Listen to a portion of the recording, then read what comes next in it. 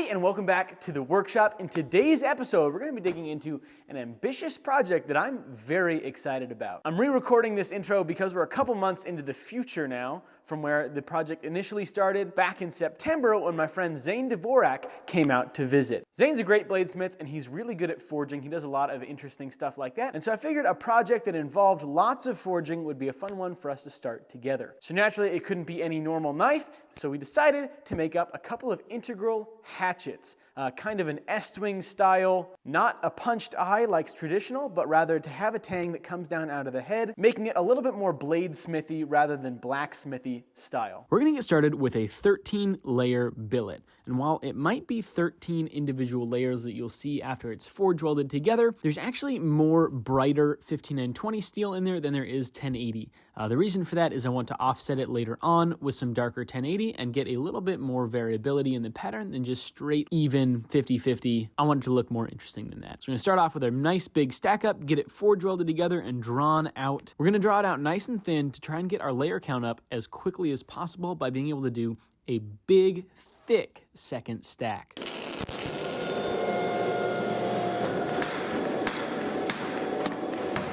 Well, while the big thick stack did weld, unfortunately, we got a little bit of cold shuts in the side, which is where the material didn't quite weld. And so I took it to the big dual bandsaw and ended up ripping off a big chunk of the side of the material where the flaws went down. The hydraulic feed on this saw is super nice and it was very, very easy to get that material off of there. It is a bummer to waste that material, but I'll be able to use it for something else later on down the line. With the billet forge welded together, it was time to move on to the actual shaping of our axes. These are a bit of an S-wing style axe, and so we're going to have a shank that comes down from the head, and then a big isolated blob of material at the top. So the starting shape that we're shooting for kind of looks like a T. From there, we will draw out the hammer pole for the back, the steel part of the handle, and the bit or the blade, depending on if you know what the blade of an axe is called.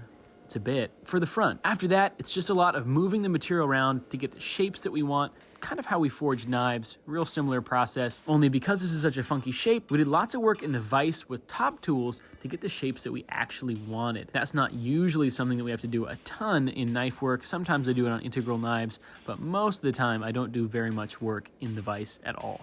Because we use 250 layers straight laminate pattern, I want to do something a little bit extra to make the layers really stand out. So I went to the grinding room when I wasn't quite done forging and carved in a bunch of funky triangular and other angular shapes into it using the die grinder with a carbide burr. This will mean that pattern will pop out because I remove layers so that when I forge it down, the layers that I ground into will then come up to the surface and give me an interesting pattern. With the forging done, Zane had to head back to Ohio, but I kept on working on mine, starting off with some thermal cycles to get the grain of the steel refined after that intense forging process, to get it ready so that it'll have a nice heat treat when the time comes for that. But first things first, after it actually cools down, is to get it ground to the proper shape that I want. Now today's episode is sponsored by Factor. Factor is a meal subscription service that kind of breaks the mold from the old nasty meals that you used to get that were frozen, icky, not fresh, whatever it is. Factor delivers chef-prepared fresh meals straight to your door with a wide variety of options available so you're not stuck eating the same thing over and over again, which is convenient if you're a human being. If you're a robot, probably doesn't matter so much, but chances are you've got feelings. And so being able to switch up from the monotony of eating the same thing over and over again is awesome.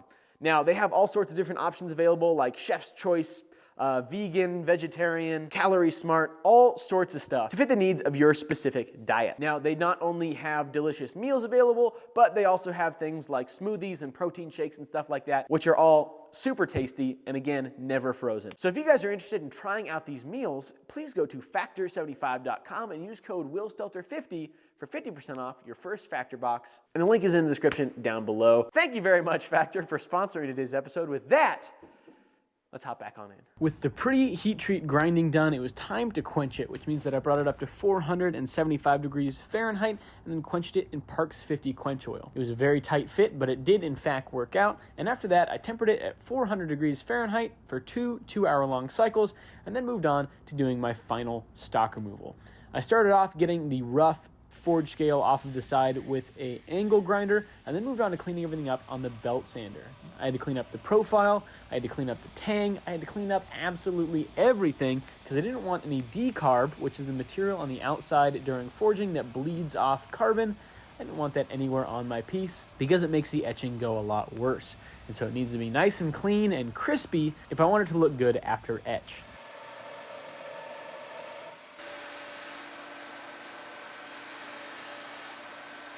All right, so here is where we are at. I've got the neck of the axe sanded up. It's at about 400 grit. There might still be some 220 hiding in there somewhere, but I think it's at about 400. Next, I was moving on to sanding in my kind of false edges on the sides. Got those up to 400 grit. I think that I'm going to need to maybe drop back down to 220 to get them lined up all exactly perfect. They're close right now, but I want to make sure that all the radiuses are the same, and so that's going to take a little bit longer. And then I started to do a little bit of sanding to help tune this radius here on the flat of the blade. Notice there's actually a little bit of a gouge in it, and so I'm going to go back into the grinding room to get that out. And I figured while I'm heading back into the grinding room, I might as well sand in my transition down here and make that a little bit better. I haven't ground on it since heat treat. It's pretty rough right now. The tang isn't centered. It's not even on both sides, and so we want to get that taken care of.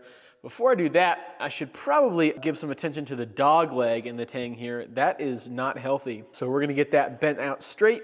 Then we're going to go to the grinding room, grind in the transition here, and then grind on the blade of the axe, and then come back out and keep on hand sanding. In order to grind in some nice geometry into the blade, I decided to get out my 36-inch radius platen so I could grind in some hollows, some very wide hollows behind the edge. So that means that the very edge of the axe is going to be convex, and then there'll be a hollow behind it, and then it'll kind of lead onto a then flat that flows back towards the hammer pole on the back. This should lend to some very nice chopping geometry.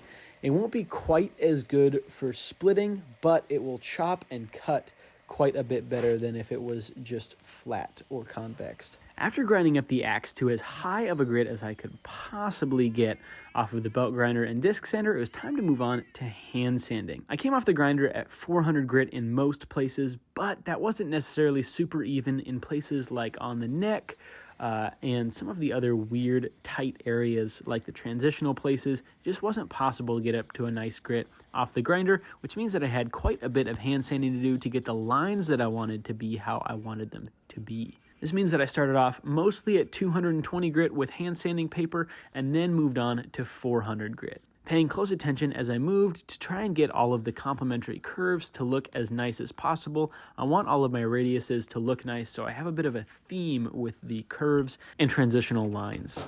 We're going to call it here for today's episode. Got the head of the hatchet all hatchety looking. I'm really digging the lines here. It was absolutely not easy to get this thing to where it's at right now. There's no reference surfaces. There's no way to get everything straightened out other than by eyeballing it, which quite frankly is just fine by me. But I'm tickled with all of the lines. I love all my matching curves that I have here, all the complementary flowing lines and whatnot. I really like how this guy looks. Unfortunately, I don't think that the handle is going to be very easy, but we're going to have to save that for the next episode. But I appreciate you guys hanging along. Please stay tuned for part 2. If you guys enjoyed this video, go ahead and like and subscribe. Thank you to Factor for sponsoring today's episode. Thank you to our patrons for being kind to us. And I'll see you guys on the next one. Bye-bye.